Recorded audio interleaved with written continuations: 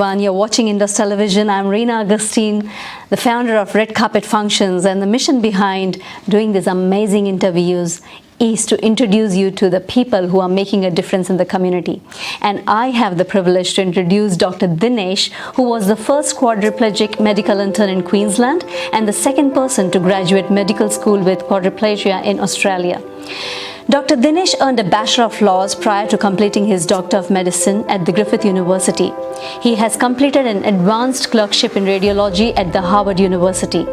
Halfway through the medical school, he was involved in a catastrophic motor vehicle accident that caused a cervical spinal cord injury for him. As a result of this injury and experiences, Dr. Dinesh has been an advocate for inclusivity in medicine and the workplace generally. He is a founding member of Doctors with Disabilities Australia. Dr. Dinesh is currently a resident medical officer at the Gold Coast University Hospital. He is a lecturer at the Griffith University and adjunct research fellow at the Menzies Health Institute of Queensland. He has research interests in the spinal cord injury, particularly with novel rehabilitation techniques. Dr. Dinesh is the Gold Coast University Hospital's representative in the Australian Medical Association Queensland's Council of Doctors in Training. He is a member of the Scientific Advisory Committee of the Perry Cross Spinal Research Foundation, Disability Advisory Council at Griffith University, and the Ambassador Council at the Hopkins Centre.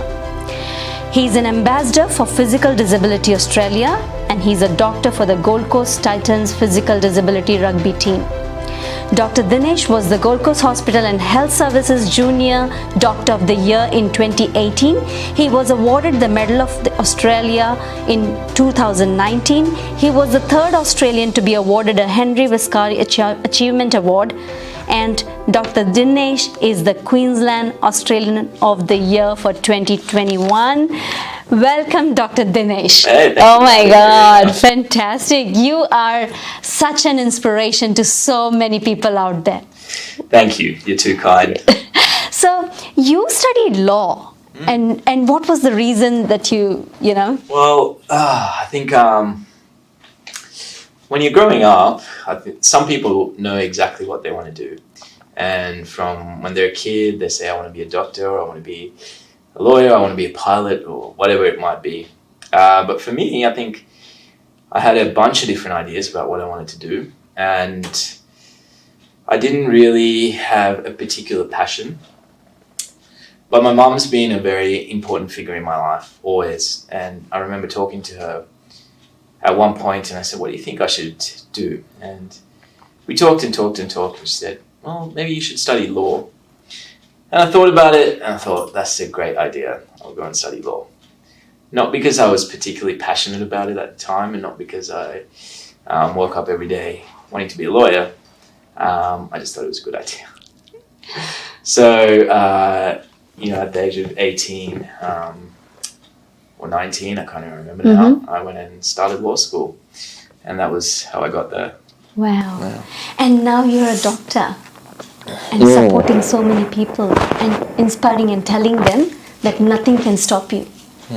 So tell us about it. I guess how I became a doctor is probably a good place to start. When I was going through law school, I ended up getting depression and anxiety, and I got panic attacks every time I went out, and it was pretty bad at one point. I was in a very dark place, and I think a lot of people go through these things in every community. It's important to recognize, I think, because going through those things was a lot more debilitating to me than the spinal cord injury ever has been. But it was one of the most important points in my life, and it's something that I'm grateful for, and it's one of the best things that happened to me, because it was an opportunity for me to rethink life and rethink my direction. I think when we go through some of those things, it's sometimes a bit of a warning sign or a turning point that tells us, hey, maybe you need to think about your life and consider where you're going. And at the same time, I was interacting with a lot of doctors and the health system. And, my mum, she likes this saying these days that by helping one person, you may not change the world, but you'll change the world for them. And when I started getting through the depression and everything, I felt like a new person. My whole world has changed. So I thought, what if I could do this for someone? What if I could change their world? Even if it's just one person. If I could do that for one person in my whole life, I thought that would be a pretty cool thing. And that's how I decided to do medicine, because I realized that it's a profession where you can just use your hands or even your head and make a difference in someone's life every day. So today I work in the emergency department, in the busiest emergency department in Australia. And it's amazing. Sometimes I get around work and I think, I can't believe I get to do this for a living every day. So I'm very, very grateful for my job. Wow. I love it.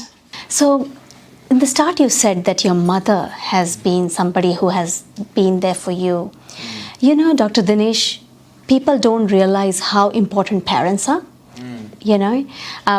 Coming from a background where I lost my parents very young, and the only people who will look after you than anybody else in the world is your parent. And recognizing that what as you mentioned, that your mom was there beside you, I think every youngster, every person out there should realize that. There is nothing in this universe, I think, like the bond between a mother and child and the love of a mum. For me, that's been the case all my life, and particularly after the accident. But I always see mums come into our hospital with their kids who are going through chronic diseases or long-term challenges, and it's always a mum. It's always a mum that's there. It's always, we've got some good dads around too, but I just have a soft spot for the mums that are taking that journey with their kid. And sometimes they do it until they're adults, and sometimes they do it until they're elderly. Mm-hmm. So it's a really special thing to see, I think. Even in the wild, you see that bond. Australia is a diverse and multicultural society. We get people from, every background. You must be coming across so many multicultural people who come to you, yes? Yeah, I don't really, we get so much diversity at both work and in my personal life. But I just see them as people, we get to live in this amazing country. We get to enjoy all these amazing things, even the nature. Yes. I think we're extremely lucky to be a part of this place. You grew up in Sri Lanka, or you're from here? I was 10 years old when we moved here. Okay, and what made you... Birthday. Yeah, oh wow! What made you come to Australia? I think it's the same thing that makes anyone move to this country, right? It's a better life. It's a peaceful life, and it's a place full of opportunities. And I really do think it's the land of the free here. Mm-hmm. I do think that it's the land of opportunity. I think that you are free to do whatever you want in this country. You're free to live however you want. You can live peacefully. You can live knowing that your right to healthcare and education and all those things are provided for you. So I think those are the reasons why we came here. Yeah, and living in this country, the opportunities and the voices can be heard. Especially when growing up, I come from a country where, the voice of women are not heard that much. It's changed now. Is that the reason why now we think that now Australia is the opportunity that when you wake up tomorrow, you can do anything and everything as long as it's not hurting anybody? I do think that. Having said that, there are still challenges for some people. I think the gender imbalance is still there, although it's not as pronounced. And I think there's people with disabilities struggle with certain things. But still, I think we're trying to make a good thing better in this country. Whereas I think a lot of other places on earth are trying to make challenging situations good still. Yes, Dr. Dinesh, you said that you were in a place in a depressive state, and overcoming that.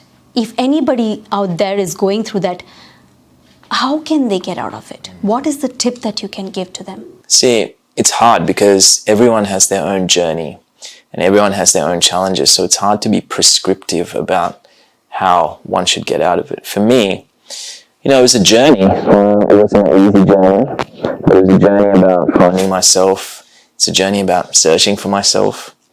And it was about keeping an open mind. I guess the one thing that you always need to remember is that everything in life is temporary and is transient. So when you're feeling in the pits of despair, and if you're feeling like there's nothing left, there will be a better day. There's always a better day. And there's always someone worse off than you. Always. I would hate to meet the person that is the worst off in this entire world out of 7 billion people or whatever. But I can guarantee it, the chances are there's someone worse off than you. So I think those two things, when you're at your worst, it's probably an important thing to remember. But it's your own journey. And I think these things are opportunities. Challenges are opportunities, either to change ourselves and find a new direction, or to find yourself. So there are times that people want to give up because there are things that happen to a lot of people, and they, at that moment, at that minute, you think this is it. When you were in the ICU, when you were lying down and you wanted to not give up, what was that one thing that kept you going? There's something that I carry to this day, and that's being grateful for the things that I do have. And even when things are really hard, I think it helps. These days, every morning when I get up, I think about 3 things that I'm grateful for. And I try to do that before I go to bed as well. And there's always something to be grateful for, even if it's just being alive. You say, thank God I'm alive.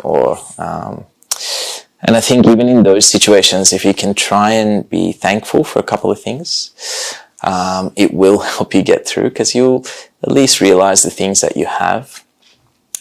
And I think gratitude is a really, really important thing. It's because gratitude allows you to appreciate the things you have, and it gets rid of that want, gets rid of that need, and grounds you back in what you do have. I think it helps you to be more giving as well, because life is not really about looking inward and wanting things and needing things. It's about what we can give, and I think gratitude helps us do that. Wow. So you have to be grateful for life. You've got to be grateful for everything. Every single thing, right? Waking up in the morning. Yeah. For where you live, for breathing, for the meal you have. And I would say to be in this amazing country, Australia. Yeah. Isn't it? I'm grateful to be having this chat with you as well. Same here. Dr. Dinesh, it is a pleasure talking to you. Thank you so much for joining us today. Thank you for having me, Reena. It's been a pleasure. Thank you.